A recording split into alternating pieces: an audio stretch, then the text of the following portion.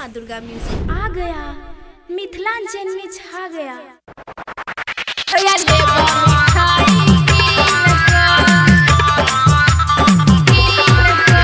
जय माँ दुर्गा म्यूजिक, जय माँ दुर्गा म्यूजिक, हजोली बाजार, हजोली बाजार।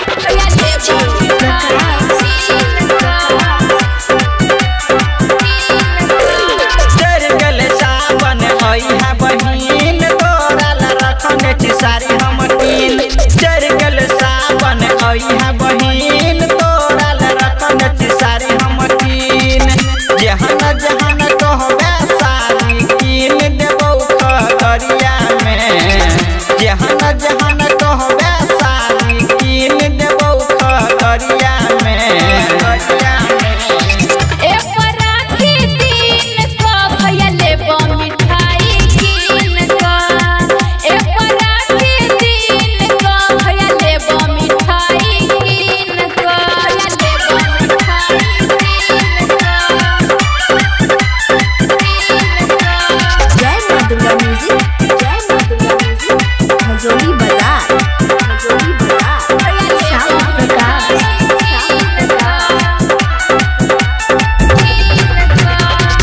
साल भर बया बैठे इहो परब के।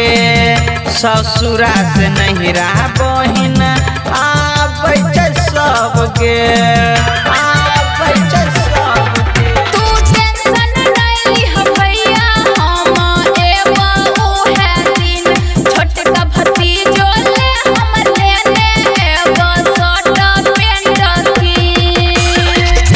जल्दी से यहाँ बहिन जाए पड़तै ससुरारियो में।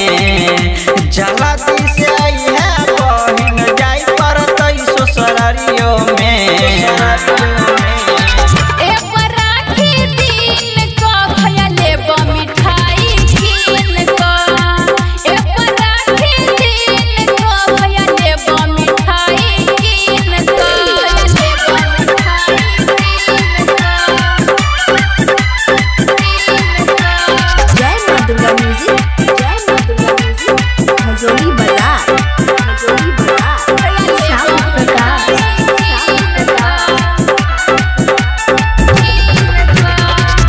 राइटर राहुल भाई लिखै छै गीत गे।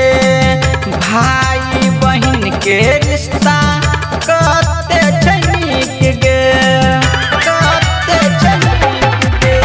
दुनिया में भाई बहिन के रिश्ता छै हमर अनमोल। हाथ में बांध देब राखी, रुपया मंगवा मुँह खोल। जे